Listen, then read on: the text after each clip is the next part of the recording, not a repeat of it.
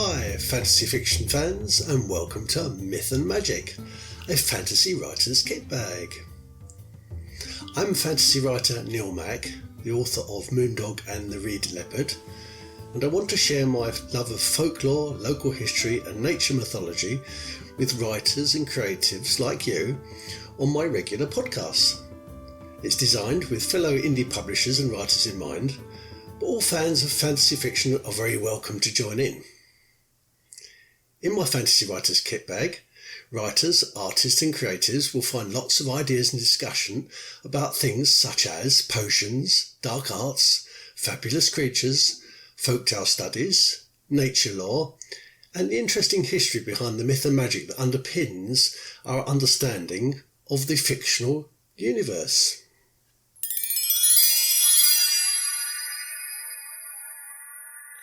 Hello fantasy fiction fans, and happy St. Patrick's Day.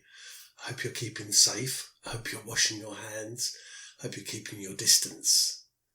But happy St. Patrick's Day. It's St. Patrick's Day as I'm speaking now. And I wanted to ask, how many St. Patricks were there? Padraig, P-A-D-R-A-I-G, Padraig, was a 5th century Romano-British Christian missionary.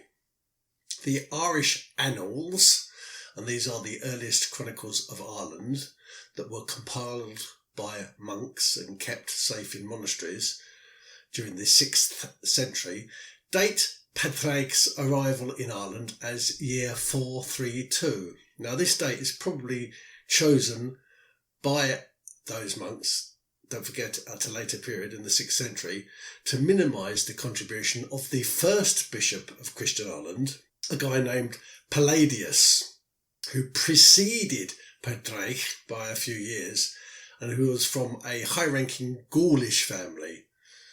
But it supports an interesting theory known as the Two Patrick theory, because Palladius, and his name was also frequently shortened to Paddy, set up several churches in Ireland. He baptised several people, several hundreds of people, possibly thousands of people. Some of those people from a royal lineage as well. And he was appointed by the Pope Celestine I. I know it sounds like a girl's name, but Pope Celestine.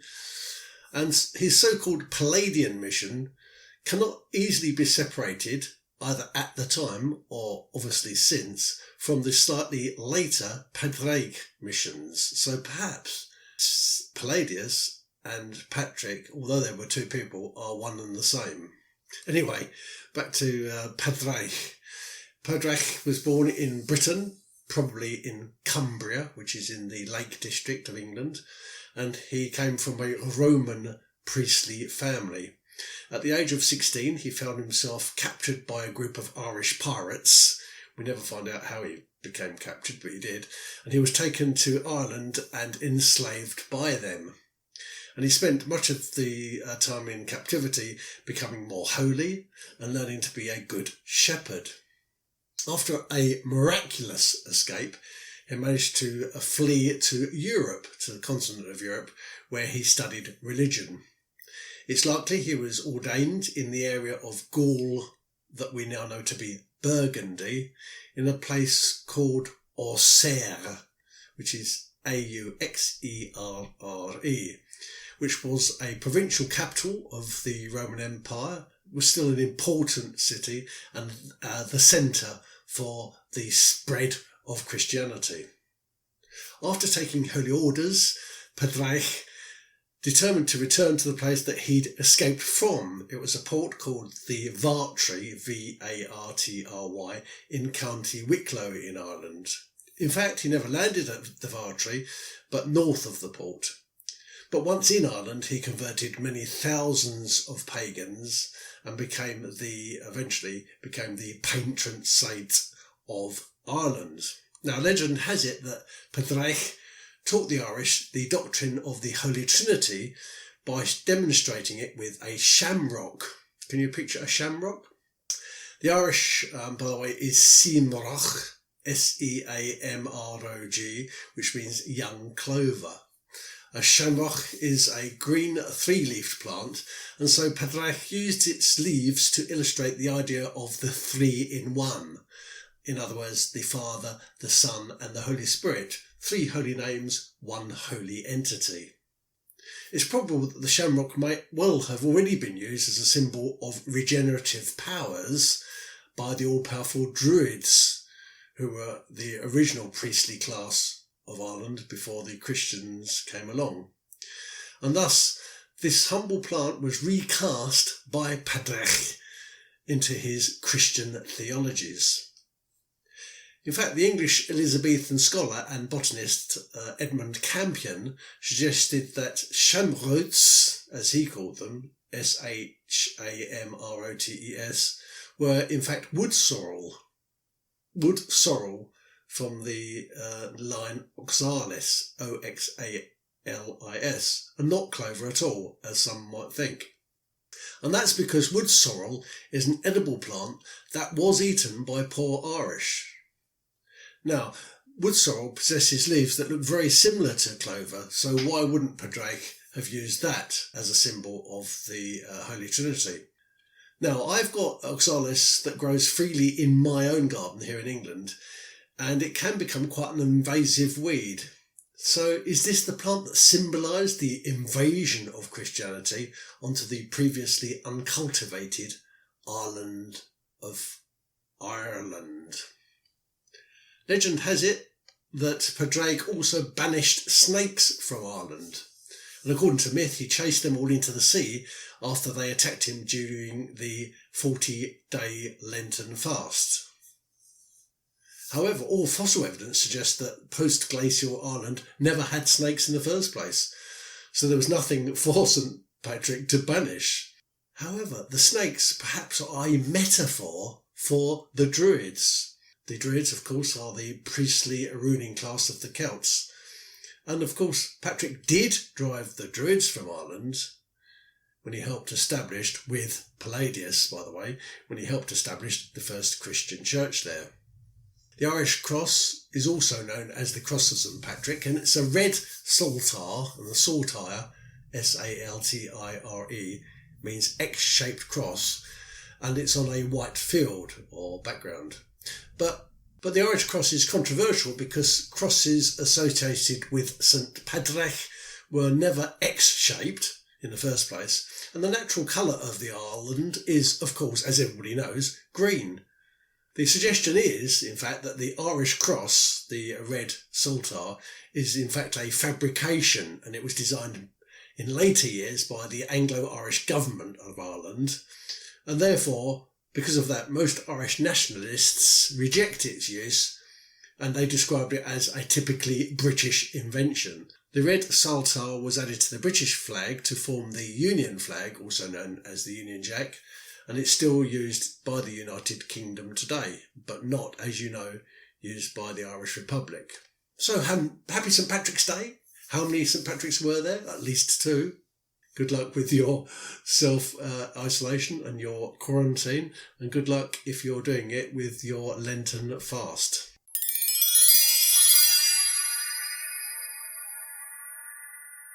Swordplay, everything you need to know about swords in fantasy fiction, especially if you're writing fantasy fiction. Let's go through a few of them, some you will know. Peter Pan's Smee had a cutlass that he would callously wind into people's wounds. Arya Stark used a small Bravos sword, the Needle, to do her manslaying. Bilbo and Frodo both employed the elven knife Sting, and this is because their hands were too small to wield a conventional-sized sword. The sword used by the bride in Kill Bill was a slender, ultra-sharp, quick instrument, a bit like her. In fact, it was a samurai longsword. Brainbiter was the famous sword of Hereward the Wake. This was a kingly, brutish sword. And St. Peter the Apostle's sword was a wide-tipped machete-type weapon, and it was used like a meat cleaver to slice off a Roman guard's ear. William Wallace's scabbard and hilt and belt were all made of human skin, and Excalibur, also known as the Sword of Caliburn, was probably a short Roman sword, if it ever existed at all, although, of course, it's often depicted as a medieval pommel longsword, which is anachronistic. So, the reason I went through those is because the key to having swords in your fantasy fiction is to make sure that your character fits the sword and the sword fits your character. Also, forget everything you've ever seen on TV and in the movies and drawn in fantasy comics and certainly in video games and in cartoons, because sword fighters didn't block and parry. That belongs to the world of stage combat and theatrical fencing. Real sword fighters were aggressive, they were audacious, and they were bloody. They took the initiative, they never stood still, and they used their lethal weapons to inflict horrific injuries very quickly and very violently. Some were more like butchers than swordsmen. And of course, butchers, if you think about it, to be a good butcher, it takes years of training. So they were similar to butchers in that they dealt death and gory violence, but they dealt it very efficiently and very neatly. They gouged, they grappled, they cut, they thrust, they chopped, they sliced. And obviously, if you are going to use swords in your fantasy fiction project, try not to be ahistorical. The Sword of Caliburn, or Excalibur, which I've just described, couldn't possibly have been a medieval pommel sword, because King Arthur led the defence of Britain against the Saxon invaders in the late 5th and early 6th centuries, and pommel swords came later in the Middle Ages. And think about this. If King Arthur used a Roman short sword as a weapon, which he most likely did, it means you'll have to rethink and refight all his battles for him, won't you? Because it's highly unlikely that any of his fights will ever have taken place from a horse. It certainly wouldn't have been horseback. The Roman short sword is an infantry weapon, so he'd have been on foot. And using a Roman short sword would involve a lot of butchery. It would involve prodding and thrusting and jabbing. So he probably, if it existed at all, if King Arthur existed at all, he probably would have been fighting inside line infantry. He would have been attacking with his sword, jabbing and pushing from the line. Because there was nothing subtle or artful about a Roman short sword. Also, if you're using a sword in your fantasy fiction project, try to remember that your sword must go along with your main character into every scene. Even when it's not used, it must be there, concealed. So, unless your main character is some sort of Ned Stark character who possesses a valuable house sword, such as ice, that he can ask one of his many servants to carry for him, then your protagonist will have to carry his or her own blade with them wherever they go. Now, where would they keep it at night? Where would they keep it if they had to climb a tree? Where would they keep it if they had to sit on a dragon's back? Or wriggle into a hole? Perhaps it might have to be concealed. Perhaps it might have to be taken up a steep slope. Perhaps it might have to be taken into a tight cave. Now think about it. If I was choosing a suitable cutting, stabbing weapon for my protagonist, I'd probably give him or her a dagger, not a sword at all. The reason I'd give him or her a dagger is it's because it's subtle, it's sly, it does the job they require. Although you do need to get in close to achieve a kill, it can be hidden in garments and in boot tops and in straw and in bedrolls and in the small of the back. My main character in my Moondog stories doesn't even own a sword, and he has a reason for this, and it's inverse snobbery. Never forget that there's an inverse snobbery to owning a sword. Moondog thinks, in his heart of hearts, that swords are for kings, or king's men, and for noblemen, and for merchant vassals. But he's a rebel, and rebels don't use the same weapon as their hated enemies. So, for example, when the Celts fought the Romans, would they have ever used a Roman short sword? No, I don't think so. It would have made more sense to use a weapon that the enemy had never seen before, a weapon that perhaps brought terror onto the battlefield, a weapon such as a butcher's axe, perhaps, or a battle hammer. Can you imagine what it would be to face a line of people with battle hammers or axes, it would be something that would bring terror to the heart of the enemy. And it would be something that the enemy hasn't encountered before either, so they wouldn't know how to defend themselves from it. And likewise, a Roman legionary practiced his sword play for hours and hours and hours on end with his short sword, and he would be comfortable with that weapon. He wouldn't pick up a barbarian sidearm to use, and even if he did pick up a barbarian's battle hammer or butcher's axe, he wouldn't know exactly how to use it, not in a battle situation. Swordplay and gladiatorial combat derive from the same Roman source word, and it's gladius, Gladius, which means sword. So always keep in mind that good and efficient swordplay is also the result of many hours gladiatorial practice. The gladius was the primary weapon of the Roman foot soldier, although a fully equipped legionary might also be armed with a shield, which is known as scutum, one or two javelins, pila, a personal protection weapon such as the dagger I just mentioned, also known as pugio, and perhaps some throwing darts. Gladius, funny enough, is generally believed a Celtic loanword, and it was turned into Latin probably by the Etruscans, and it derives from the ancient Celtic word for sword, which is cledimus. The gladius is used to thrust and has a tapered triangular tip for stabbing and a wooden hilt. Stab wounds in the abdominal area were frequently deadly, thus a primary infantry sword attack would be a thrust forward at stomach height. Although a good legionary was also trained to take any advantage he could, so he might slash out at the enemy kneecaps or go for an unprotected pelvis. But normally his job was to thrust forward to push into the abdominal area of the enemy. But of course the earliest bronze swords actually date back 4,000 years and were found in Africa and were principally used for hunting animals and not humans, so their origins are slightly different from the swords used by the professional Roman army, because those swords were used for killing humans. The original swords, the African swords, were used to hunt the wildlife. And for example, 4 types of sword were known to have been used by the ancient Egyptians: the ma, or boomerang sword, which was used based on a hunting stick, the khat, or knife sword, the khopesh, or slashing sword, and a straight long sword. So I'd suggest you'd ask these questions before you arm your character. Number 1, what's the best sword for your protagonist?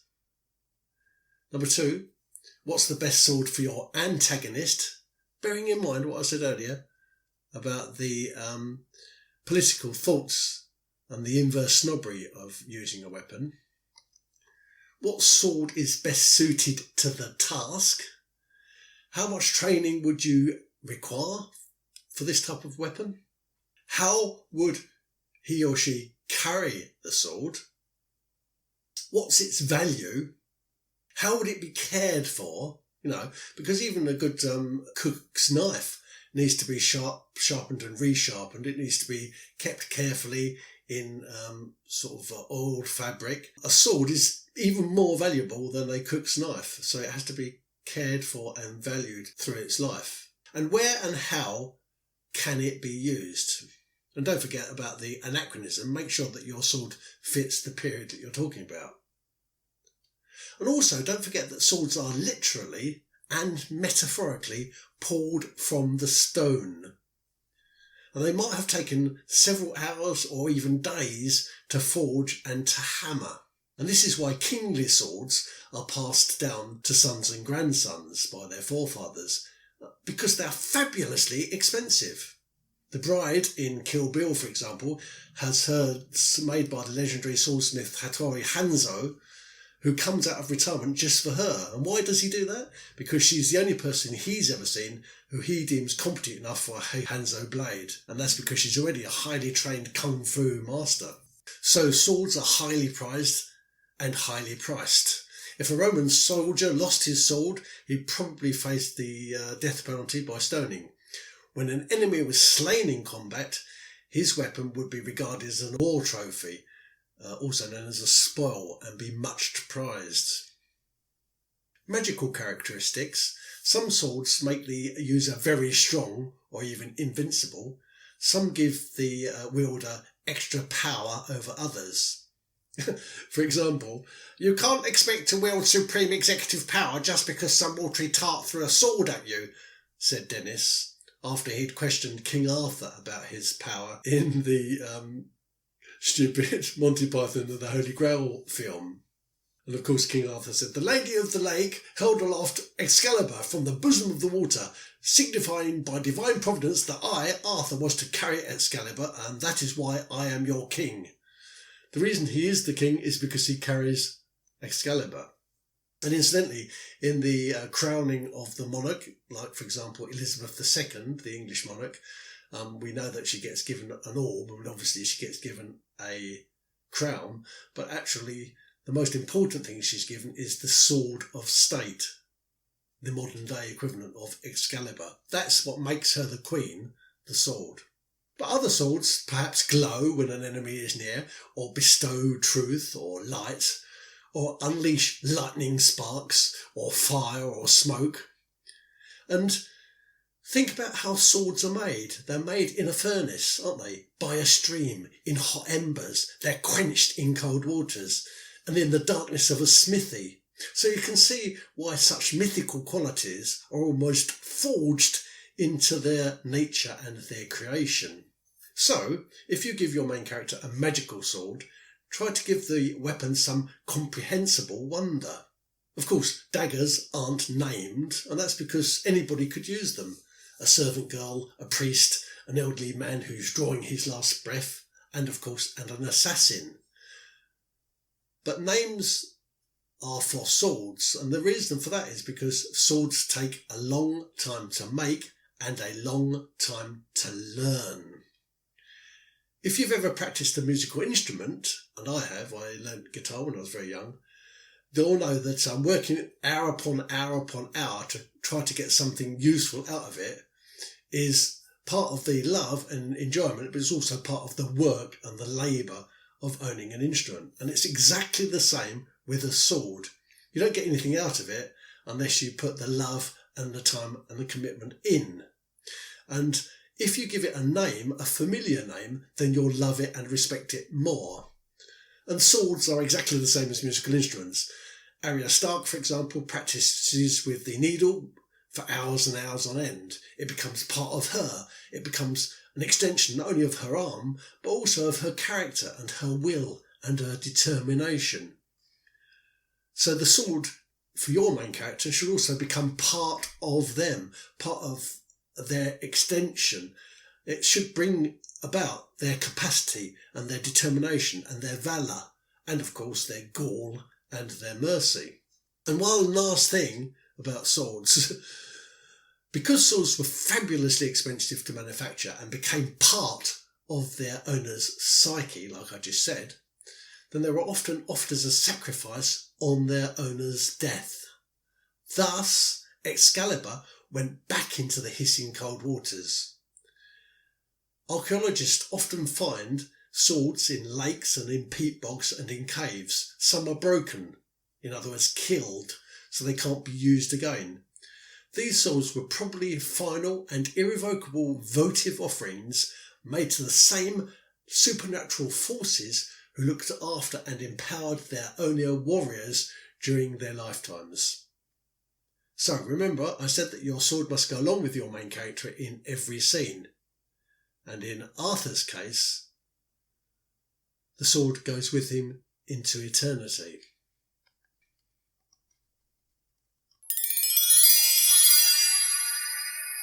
Myth and Magic News. So the best-selling contemporary American fantasy author Sarah J. Maas has now released her adult theme murder mystery, which is complete with a healthy dose of romance, and it's titled House of Earth and Blood, Crescent City, and it was published on the 3rd of March by Bloomsbury. Her world building is, of course, intricate, and her characters are brilliantly developed, and along with the supernature and the love, there's also sex, drugs and swearing. So warning, I need to set a warning, this isn't young adult, this isn't a teen literature. If you've read the Throne of Glass novels or the material from the Court of Thorns and Rose series, you'll recognise the protagonists and personalities in this story because they follow the same kind of definitions. You'll also enjoy the futuristic nature of the fairies and angels because they possess smartphones and technology. And in this respect, House of Earth and Blood is an urban fantasy rather than high fantasy.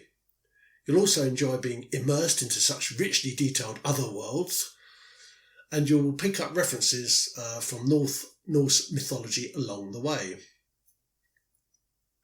So House of Earth and Blood has mesmerising characters, a gripping storyline, and it's truly a big read with lots of great twists. If you like sassy heroines and wizardly romance, then this one's for you. Sarah Maas, The House of Earth and Blood, Crescent City.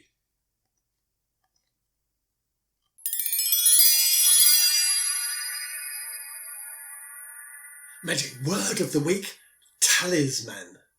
A talisman, Talisman, is an object that some believe holds magical properties within itself that have been charged into it. In other words, it contains power or energy or other specific benefits.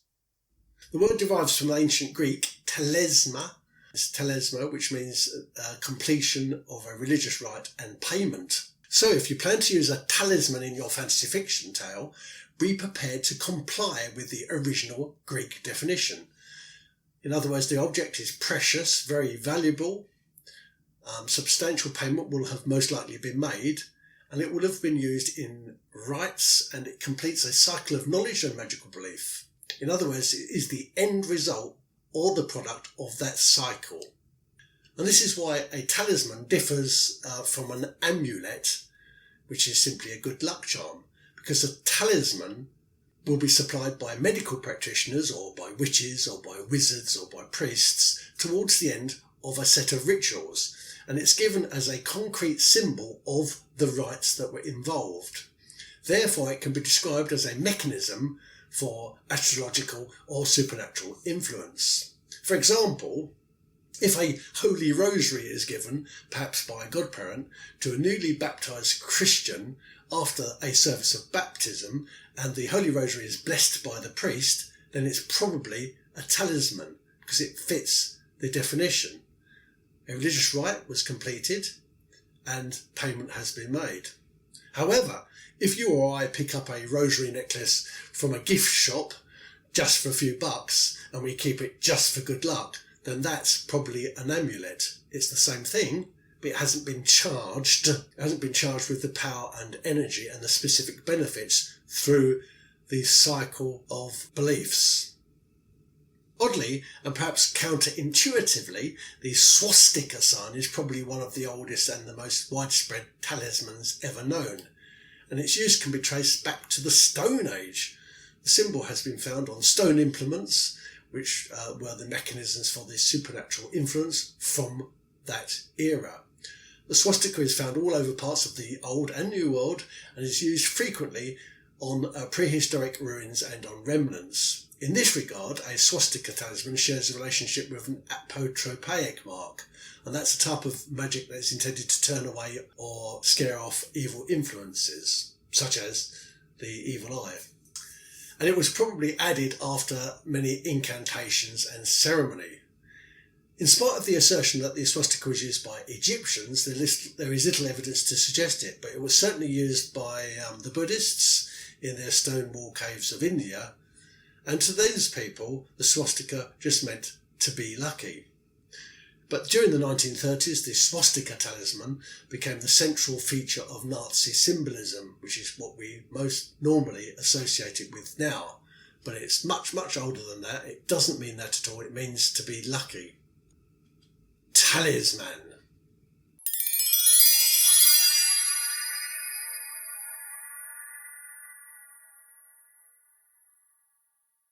The fabulous creature of the week, Lorelei. Now, the old Germans have many legends about dwarves living in caves in rock. But the most fabulous one and the most romantic one is all about Lorelei. In the Rhine Gorge on the upper Middle Rhine Valley, which was an important trading route into Central Europe and had been an important trading route since prehistoric times, can be found a wondrous thing. It's known as the Murmuring Rock. The heavy currents and a small waterfall in this area create a murmuring sound, and this, combined with a special echo that the rock produces, which acts as a natural amplifier, gives the rock its name. The rock's name is Lureln, Lureln. The murmuring is hard to hear these days owing to urbanisation in the area, but the Rock of Lorelei still holds a secret. In a poem by German romantic author Clemens Brentano, he told the tragic love story of the beautiful Lorelei, Lorelay, betrayed by a sweetheart and accused of bewitching men and causing their death through bewitchment. Rather than being sentenced for witchcraft, Lorelei was consigned to a nunnery by the local bishop. On the way to the nunnery, where she was expected to live out her days in confinement, and she was accompanied, by the way, by 3 knights who protected her, Lorelei came across the Murmuring Rock, the one I just mentioned.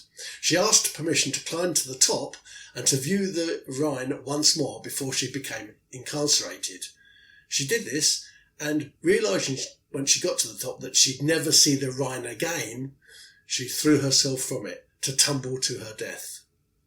But the rock retained an echo of her name forever afterwards, Lorelei. And it seems that Brentano took his inspiration from the Ovid and the Echo myth. The Lorelei character, and some say she's a nymph or a water nymph or a mermaid, although completely fabricated by the Imaginist Brentano, has passed into German popular culture in the form of song and in the form of poetry and artworks. And it's often, though completely mistakenly, believed to have originated from an old folk tale. In actual fact, it's completely made up. It's part of literature. Lorelei.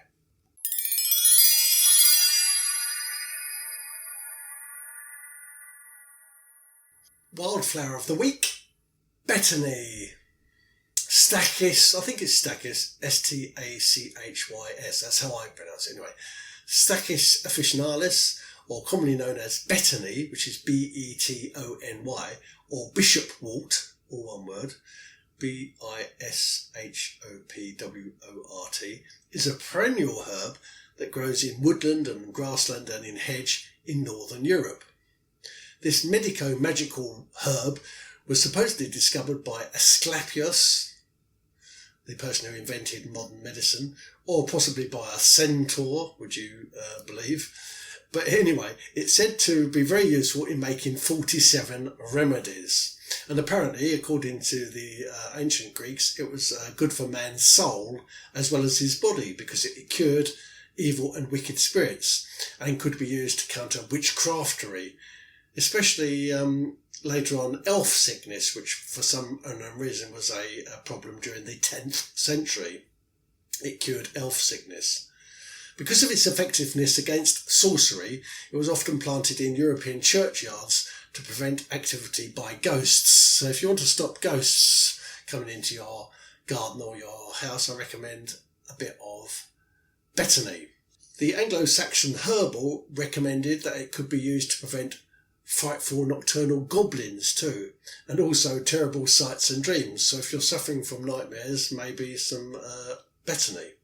It's also claimed to be effective against snake bites and dog bites, and was believed to be, by the Anglo-Saxons, a cure for drunkenness. John Gerard, the 16th century English herbalist, said that the herb was astrologically ruled by Jupiter and Aries, and it protected from witchcraft.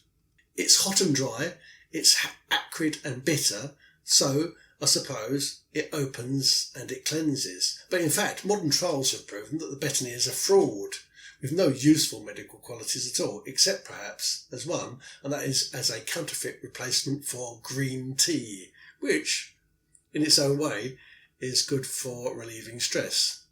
So, wildflower of the week, Betony.